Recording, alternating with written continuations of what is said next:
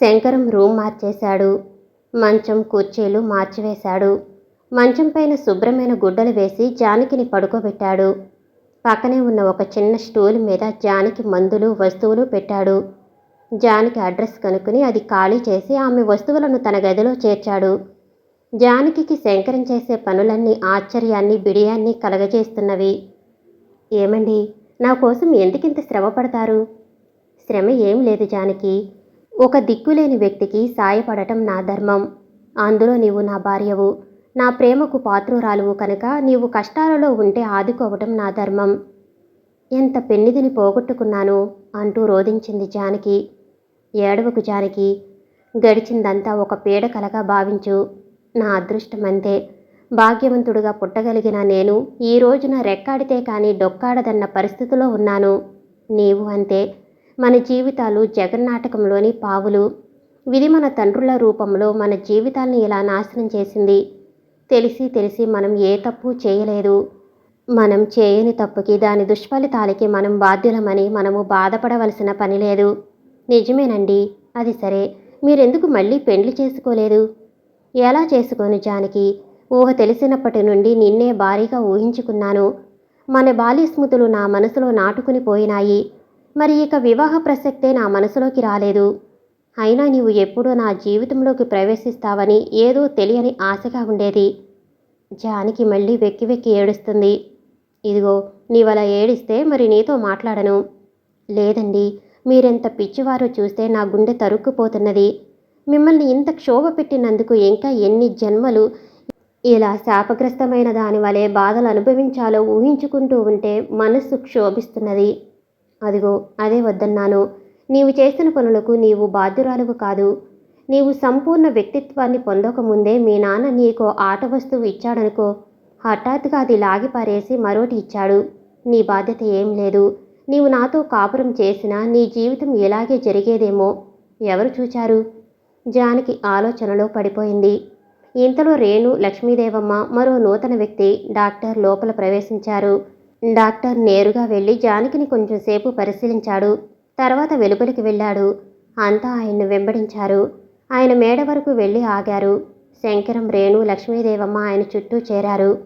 Doctor అన్నాడు, లాభం లేదు. ఎక్కువ రోజులు బతకదు. అయినా మందులు పంపుతాను, వేస్తూ ఉండండి. శంకరం అడిగాడు, డాక్టర్ గారు, మామ ఆరోగ్యం ఎలా ఉంది? ఆమెకేం పర్వాలేదు. విశ్రాంతి తీసుకుని మందులు వాడితే వారింకో 30 సంవత్సరాలు నిరాఘాటంగా జీవించగలరు. రేణు, శంకరం సంతోషంగా చూచారు. శంకరం ఒక ఆడపని మనిషిని పెట్టాడు. ఆమె జానకికి పక్కసరి చేయటం వగేరా పనులు చేస్తుంది.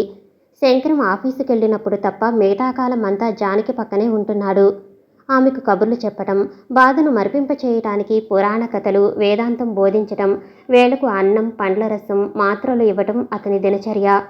ఒక్కొక్కప్పుడు బాధ జాస్తిగా ఉంటే మత్తుకి మాత్ర ఇచ్చి ఆమెకు నిద్ర పట్టేలాగున తల నిమురుతూ ఆమెకు చెవిలో మెల్లగా మాట్లాడుతూ నిద్రపుచ్చుతాడు. ఇలా ఒక వారం గడిచిపోయింది. శంకరం ఎవరితోనూ మాట్లాడటం లేదు. అంత తీరిక చిక్కటం లేదు. జానకి మెల్లగా తను మహాపాతకి, పతిత, దుర్మార్గురాలు అనే ఆత్మగ్లాని నుండి తేరుకుంటున్నది. మొదట్లో సిగ్గుగా, తర్వాత స్వేచ్ఛగా శంకరంతో తన రెండో వివాహం విషయాలు చెప్పింది. అవైనా ఎక్కువేం లేవు. తన మేనమామ కొడుకు మొదటి నుండి తన తండ్రి ఆదరణలో పెరిగినవాడు. అతడికి ఇలా పెండ్లి చేసుకోవటం ఇష్టం లేదు, కానీ తప్పలేదు. అలా చెప్పింది జానకి తన కథ. శంకరం తల్లి తండ్రి పోవటం, 2 చెల్లెలకు పెండ్లి చేయటం, 3వ చెల్లి లేచిపోవటం, తర్వాత హైదరాబాద్ చేరటం చెప్పాడు. రోజు సాయంకాలం శంకరం వేదాంతం గురించి, జీవుడు, ఆత్మలాంటి విషయాల గురించి, పురాణగాథల గురించి జానకికి చెబుతాడు. ఆ సమయంలోనే రేణు, లక్ష్మీదేవమ్మ గారు వచ్చి వింటుంటారు. శంకరం మాటలతో, సేవతో జానకి ముఖంలోకి వారం రోజుల కింద లేని జీవకళ వచ్చింది. ఇలా మరికొన్ని దినాలు జరిగినాయి.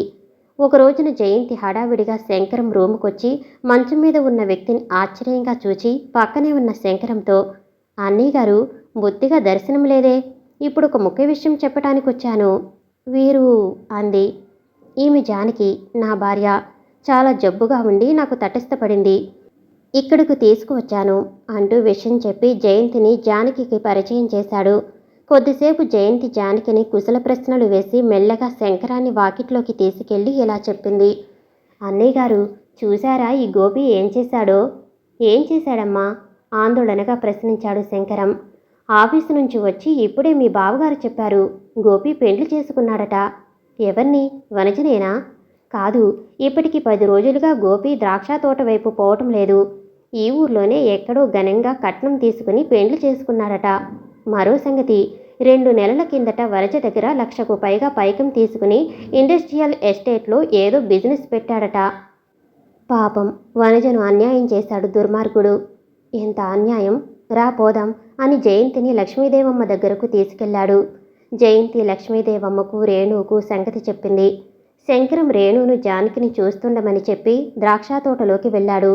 తోట ముందు ఆటోలో నుండి దిగిన శంకరాన్ని చూసి మాలి ఒకడు పరుగు పరుగున వచ్చి శంకరాన్ని కలుసుకుని, రెండయ్య గారు, వనజమ్మ పరిస్థితి దారుణంగా ఉంది. 2 రోజుల నుండి ఆమె రాత్రింబవళ్ళనక తాగిస్తున్నారు.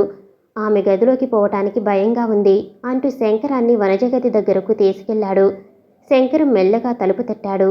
కానీ ఏం సమాధానం రాకపోవడంతో తలుపు మెల్లగా తెరిచి లోపలికి పోయి తలుపు మూశాడు. రూమ్ నిండా సిగరెట్టు పొగ, విస్కీ వాసనతో శంకరానికి దుర్భరంగా తోచింది. వనజ నైట్ గౌన్లో ఉంది. బెల్ట్ కట్టుకోనందున ఆ గౌన్ వెనుకకు జారిపోయి దాదాపు నగ్నంగా ఉంది. శంకరం కండ్లు తిప్పుకున్నాడు. పక్కనే స్టూల్ మీద సగం విస్కీ బాటిల్, ఒక గ్లాసులో సగానికి విస్కీ, పక్కనే ఐస్ బకెట్టు, నిమ్మకాయ తరిగిన ముక్కలు, సిగరెట్టు టిన్, లైటర్ ఉన్నాయి. పక్క అంతా చిందరవందరగా ఉంది. రూమ్ నిండా సిగరెట్టు పేకలు పడి ఉన్నాయి. ఈ వాతావరణం దుర్భరంగా తోచింది శంకరానికి. వనజ, మిస్ వనజ. జవాబు రాలేదు.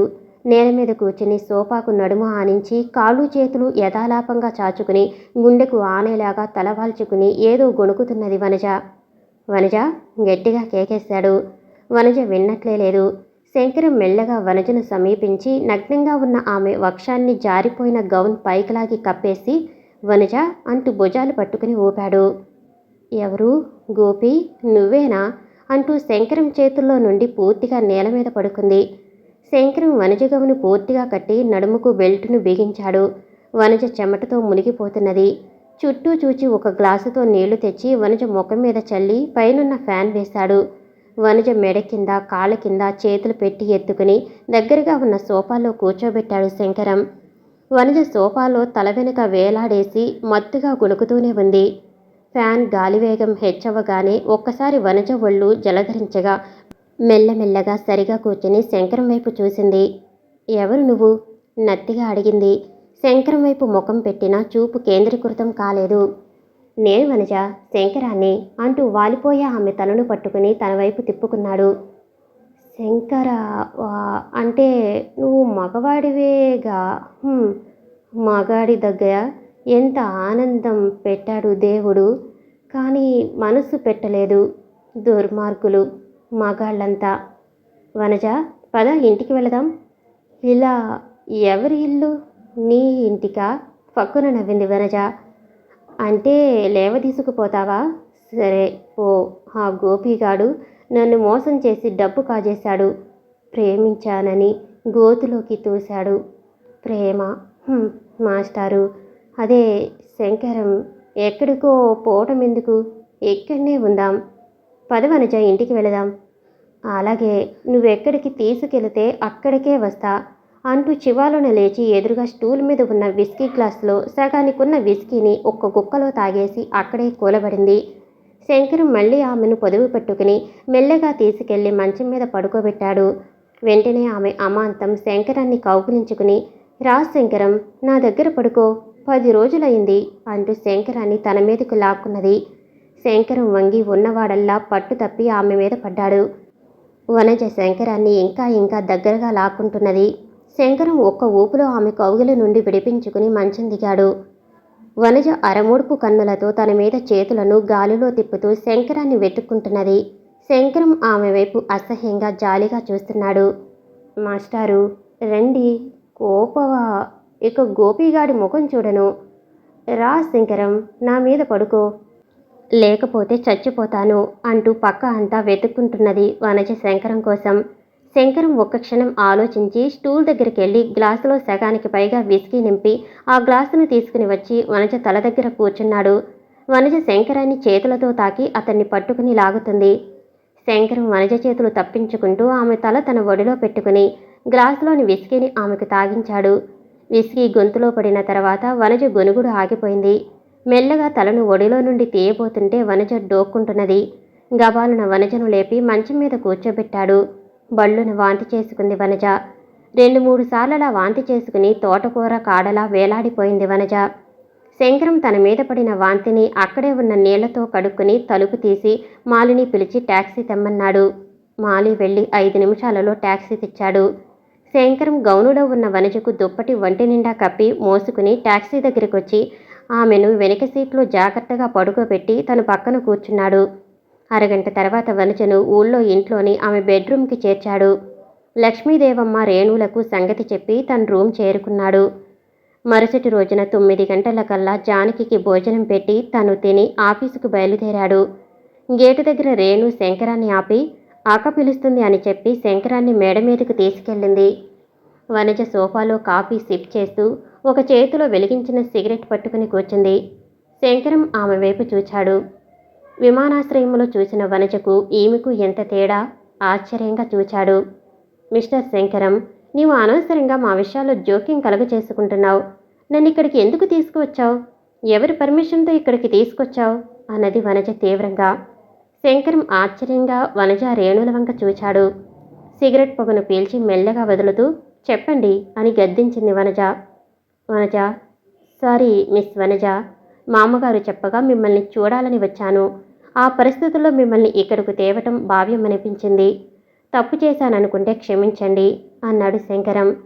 క్షణం మౌనంగా ఉండి వనజ అన్నది, సరే, ఇక నుంచి నా విషయంలో ఎలాంటి జోక్యం కలిగించుకోకండి.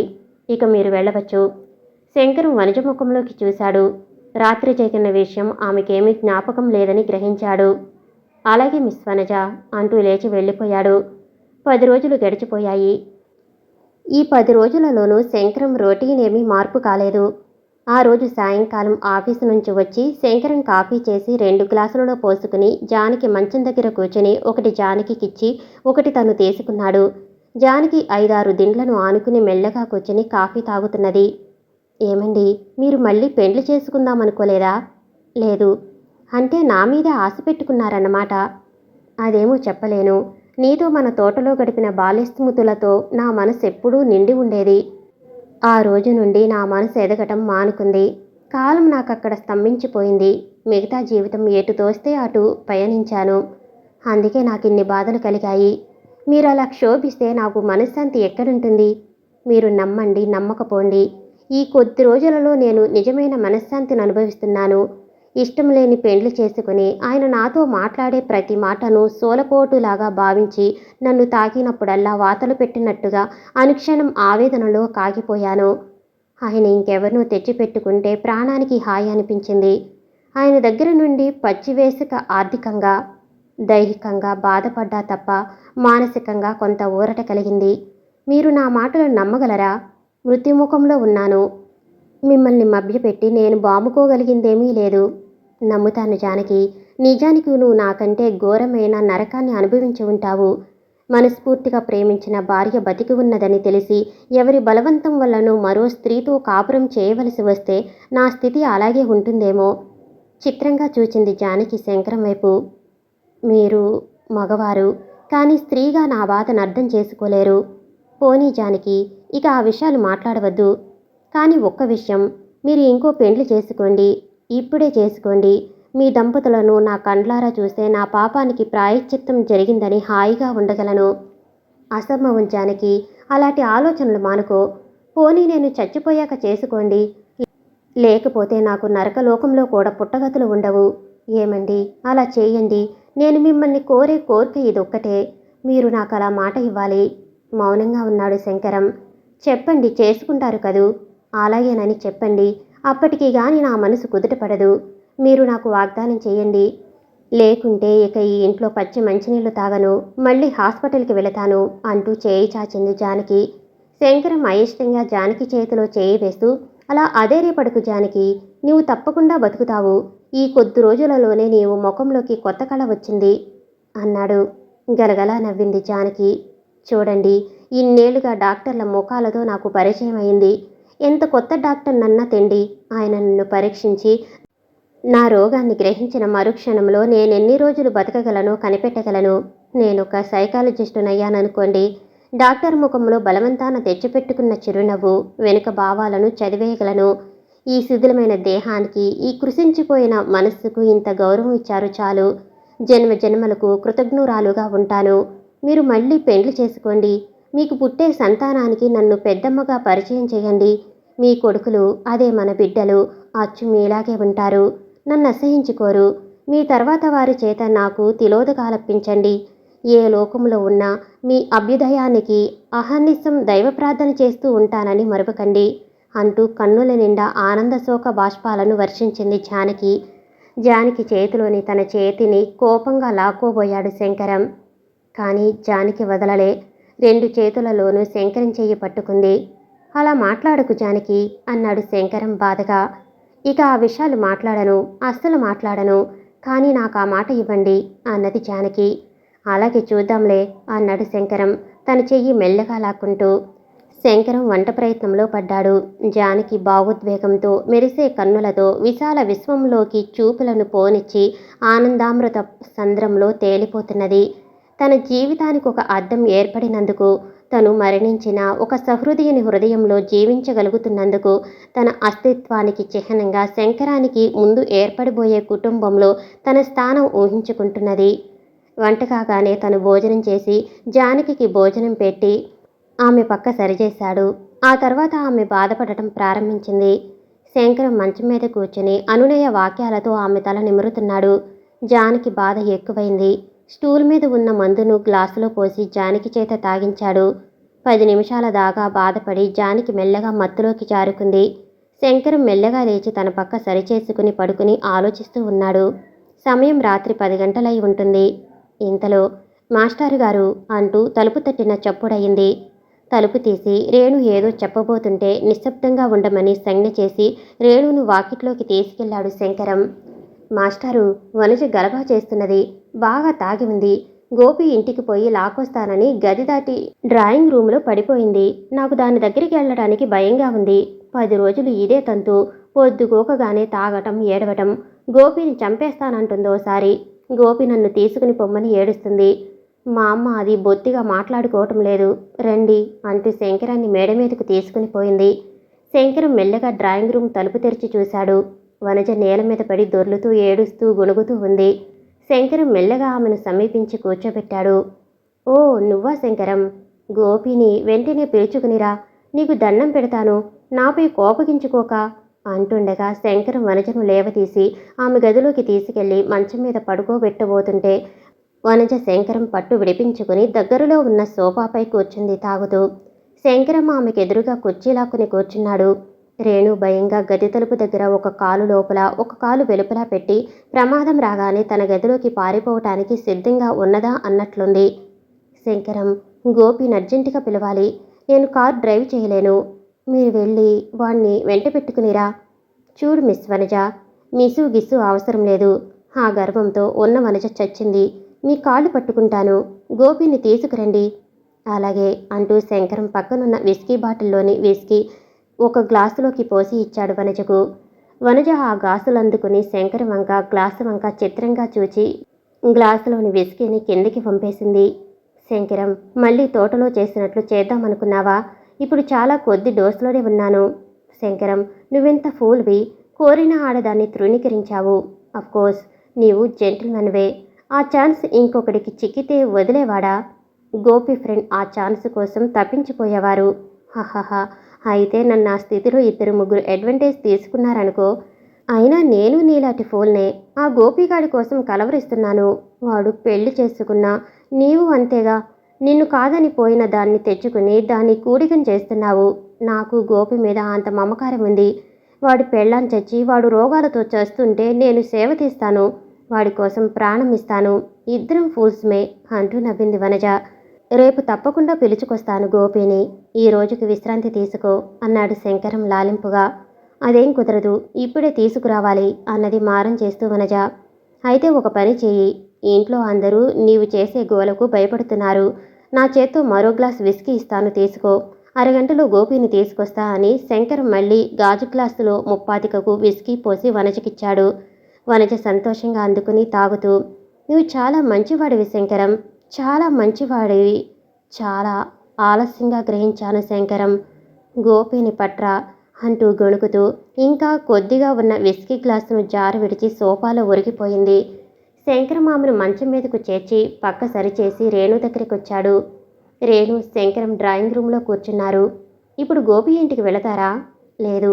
మరి ఇక వనజ తెల్లవారిందాకా లేవదు. రేపు గోపిని కలుసుకోవటానికి ప్రయత్నిస్తాను. అక్క ఎంతకు దిగజారిందో ఆశ్చర్యంగా ఉంది మాస్టారు. అదేమిటి, ఎవరు అడ్వాంటేజ్ తీసుకున్నారంటుంది? అదా, శృంగారం పార్టీలని వినలేదా స్టేట్స్లో? 4-5 జంటలు తప్పతాగి అందిన వారందరి వారిని దొరకపుచ్చుకొని అనుభవించటం. చిచి, ఎంత నీచం అంటూ వాంతి చేసుకునేలా ముఖం పెట్టింది రేణు. అయితే మాస్టారు, దీనికది ఇంతేనా? ఆ గోపి మీద మమకారం చంపుకోలేదా? ఈ తాగుడు మానలేదా? అంతే రేణు, బావిలో దూకినవాడు వెంబడే తేలడు.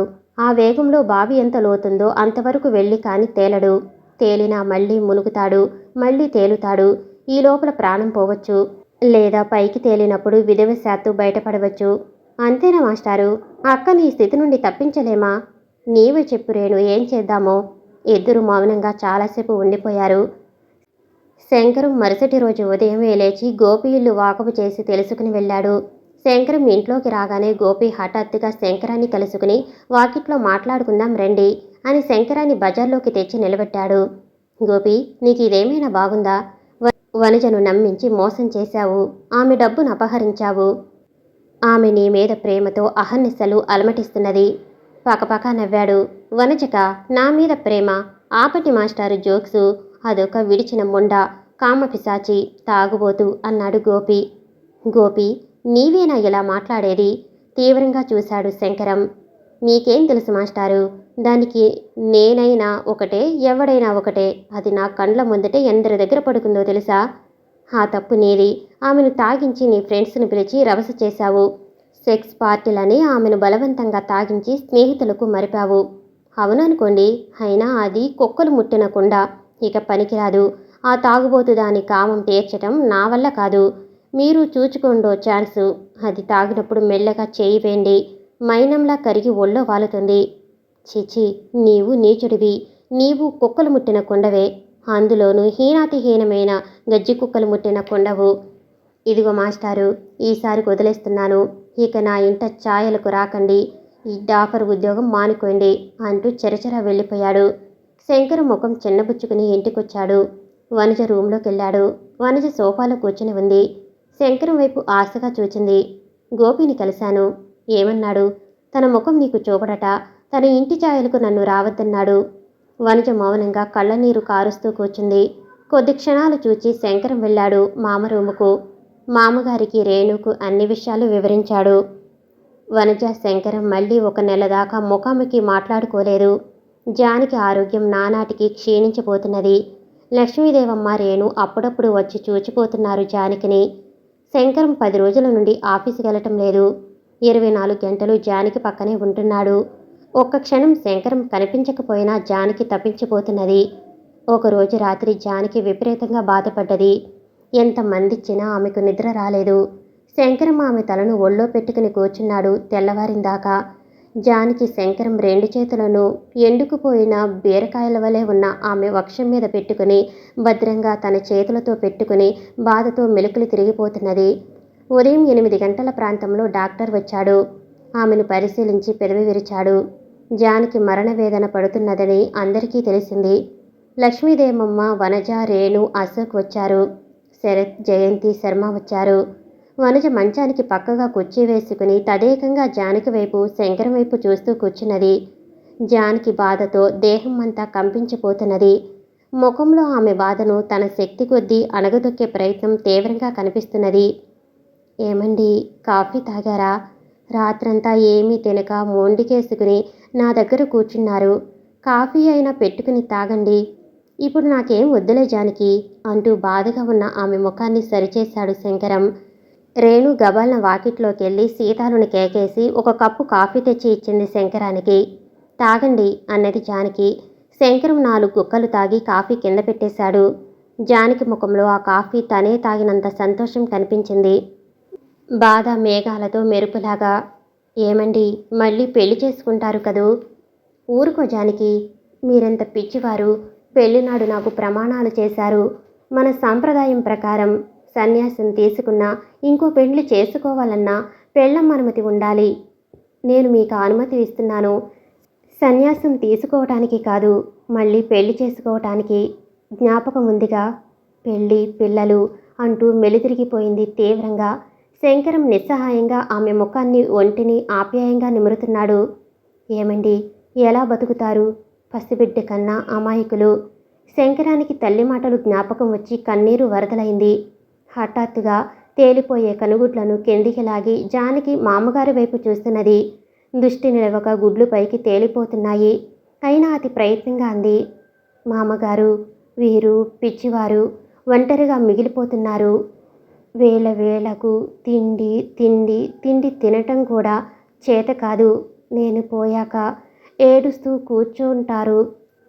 వారికి వేళకింత తిండి పెట్టి వారిని జాగ్రత్తగా చూస్తుండండి మామగారు. జాగ్రత్త. వారు పిచ్చి. జాగ్రత్త. జా అంటూ మగతలోకి జారుకుంది. 9 గంటల ప్రాంతంలో జానకి, ఏమండి, నన్ను వదలకండి, ఎక్కడికి పోకండి, నా దగ్గరే ఉండండి అంటూ మెలికలు తిరిగిపోతూ బాధపడుతున్నది. ఇక్కడే ఉన్న జానకి, ఏం భయం లేదు అంటే ఆమె తలను వక్షాన్ని అనునయంగా నిమిరాడు. ఒక 10 నిమిషాలలాగా మెలికలు తిరిగి నిశ్చలంగా శంకరం ఒడిలో తలపెట్టుకుని ప్రాణం వదిలింది జానకి. శంకరం కళ్ళు హిమాలయాల్లోని సెలయేళ్లలా వర్షించాయి. శంకరం కన్నీళ్లతో తడిసిపోయిన జానకి ముఖం మెరుస్తున్నది. అందరూ జాలిగా దీనంగా ముఖం పెట్టారు. వనజ కండ్ల నుండి మాత్రం ధారాపాతంగా కన్నీళ్లు వచ్చాయి. ఆ తర్వాత శరత్ శర్మల ఆధ్వర్యంలో శవానికి దహన సంస్కారపు ఏర్పాట్లు జరిగాయి. జానకి శంకరం కన్నీళ్లతో నీళ్లు పోస్తున్నప్పుడు, ఆమెకు పసుపు కుంకుమ పూలు పెడుతున్నప్పుడు, పాడి మీద వేసి కట్టేటప్పుడు వనజ కన్నార్పకుండా చూస్తూ ఉంది. శంకరం కన్నులు వర్షిస్తుంటే వనజ కళ్ళు కొండపోతులుగా ఉన్నాయి. శవం కదిలిందాకా వనజ కండ్లు తుడుచుకోలేదు. వనజ బలవంతంపై జానకి కర్మాంతరాలు వాళ్ళింట్లోనే దొడ్లోనే జరిపించేశాడు శంకరం. శంకరం ఏదైనా సత్రంలో కర్మ చేసుకుంటానంటే వనజ వెనుక తమ దొడ్లోనే పందిళ్లు వేయించింది. ఈ 13 రోజులు వనజ చలాకీగా అన్ని పనులు దగ్గర ఉండి స్వయంగా నిర్వహిస్తుంటే రేణు, లక్ష్మీదేవమ్మ ఆశ్చర్యపోయారు. జానకి వనజ ముత్తిశయ్య మీదే చూచింది. ఆమెతో మాట్లాడను కూడా లేదు. అయినా జానకి యందు వనజకింత శ్రద్ధ కలగటం చిత్రంగా తోచిందందరికీ. ఈ 13 రోజులు వనజ మద్యం ముట్టుకోలేదన్నదే లక్ష్మీదేవమ్మకు, రేణుకు సంతోషాన్ని కలిగించింది. జానకి కర్మ అయిన 2 రోజులకు ఒక రోజున గోపి వచ్చాడు. నేరుగా మేడ మీద గదిలోకి పోయి వనజను కలిశాడు. ఒక అరగంట వారేం మాట్లాడుకున్నారో ఏమో, ఇద్దరూ మేడ దిగి కారుకి వెళ్ళిపోయారు. రేణు, లక్ష్మీదేవమ్మ, శంకరం ఆందోళనగా ఆ వెళ్లేవారి వంక చూస్తూ ఉండిపోయారు. 20 రోజులు గడిచిపోయినాయి. శంకరం తోటమాలి దగ్గర అప్పుడప్పుడు తోటలో జరిగే విషయాలను సేకరించి లక్ష్మీదేవమ్మకు, రేణుకు చేరవేస్తున్నాడు. ఈ తడవ తోటలో పార్టీలు గీర్టులు బంద్ అయ్యాయి. గోపి తోటకు రోజు సాయంకాలం వచ్చి అర్ధరాత్రి తోట విడిచి కారులో వెడుతున్నాడు. పరిస్థితి ప్రశాంతంగా కనిపించింది. లక్ష్మీదేవమ్మ కొంతలో కొంత సంతోషించింది. దాని ముఖాన ఉంపుడుగత్తుగా ఉండమని రాసి ఉంది. ఏం చేస్తాం, బిడ్డలను కనగలిగాం కానీ రాతలను కనలేం కదా అని నిట్టూచింది. మరికొన్ని రోజులు అలాగే గడిచిపోయాయి. శంకరం మళ్ళీ ఉద్యోగంలో చేరాడు. అశోక్ ప్రైవేట్ మళ్ళీ మొదలుపెట్టాడు. ఒక రోజున అశోక్ మామ పిలుస్తుందని పొద్దున్నే వచ్చాడు. శంకరం అశోక్ వెంట మామగారి దగ్గరికి వెళ్ళాడు. శంకరం, వనజ అలా వెళ్ళిపోయి బతుకుతున్నది కదా, ఇక రేణుకి వివాహం చేయటమే మిగిలి ఉంది. అలాగే కానివ్వండి, మీ ఊరి సంబంధం ఖాయం చేయండి. నన్ను పోయి రమ్మంటే పోయి వస్తాను. మళ్ళీ చిక్కొచ్చిందయ్యా. రేణుకి మా ఊరి సంబంధం ఇష్టం లేదట. అక్కడే ఉన్న రేణు వైపు చూచి శంకరం అన్నాడు. అవునా రేణు, ఎందుకు ఇష్టం లేదు? అసలు నీవు ఆ కుర్రవాడిని కూడా చూడలేదు కదా. అందుకే ఇష్టం లేదంటున్నాను. ఇదిగో చూడు రేణు, నీవు చిన్నపిల్లవు కాదు. పోనీ నీ దృష్టిలో ఎవరైనా కుర్రాడున్నాడా? ఎవరినైనా ప్రేమించావా? అవును. రేణు, జాగ్రత్త. నీవు ఈ ప్రేమ పిచ్చిలో పడకు. అసలే నువ్వు మెతక పిల్లవు. నీకంటే గడుసు వాళ్లే దెబ్బలు తింటున్నారు. అదేం లేదు మాస్టారు, నేను పెండ్లి చేసుకుని ప్రేమించదలుచుకున్నాను. ఆ కుర్రాడెవరో చెప్పు.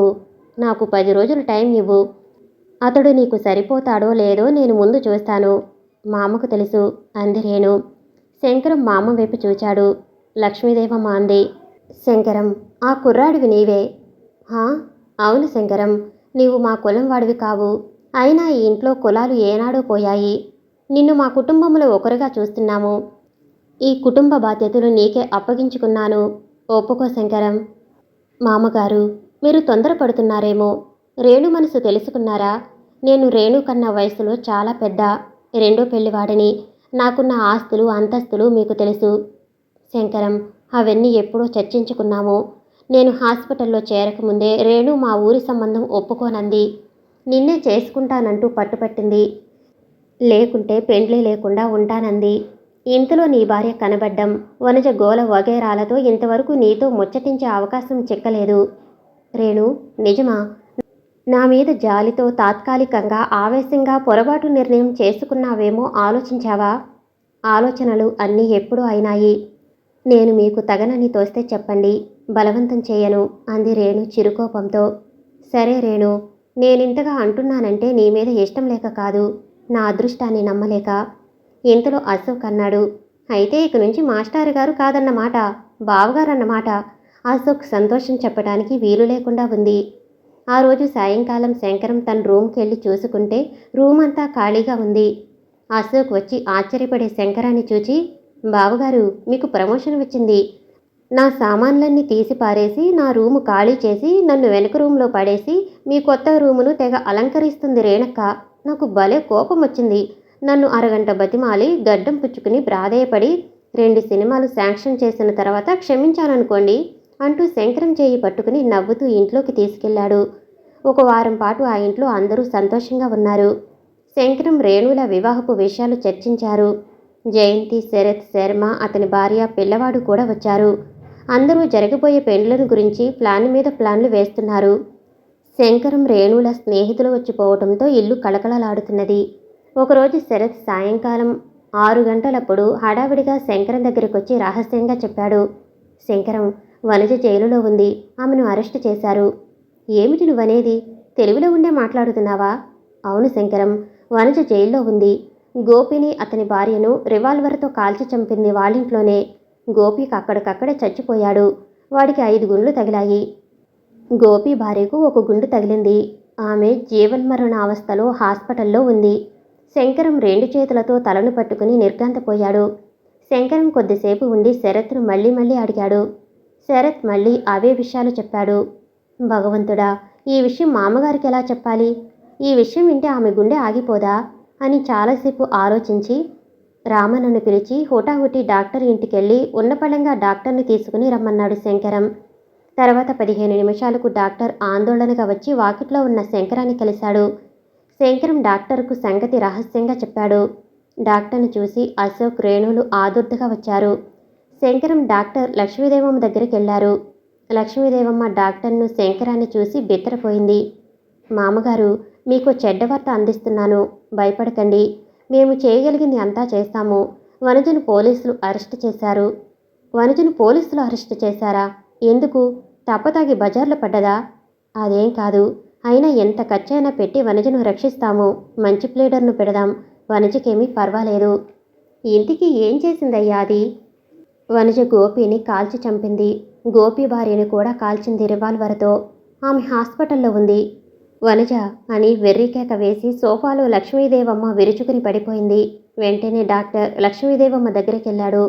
అక్క అంటూ రేణు, అశోక్లు వేసిన కేకతో శంకరం చటుక్కున వారిద్దరినీ చెరో భుజం మీద వేసుకుని వీపు తట్టుతూ, పర్వాలేదు, వనజను విడిపిద్దాం.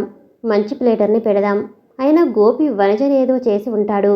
అన్నీ కనుక్కుంటానుగా అని వారిని సముదాయిస్తున్నాడు. డాక్టర్ లక్ష్మీదేవమ్మకు ఇంజెక్షన్ ఇచ్చి ఆక్సిజన్ మాస్క్ తగిలించి పల్సు చూస్తూ, Shankaram, you are very thoughtful. ఈమెకు హార్ట్ అటాక్ వచ్చింది. అయినా పర్వాలేదు. పల్సు, బ్రీతింగ్ నార్మల్కి వస్తున్నాయి అన్నాడు.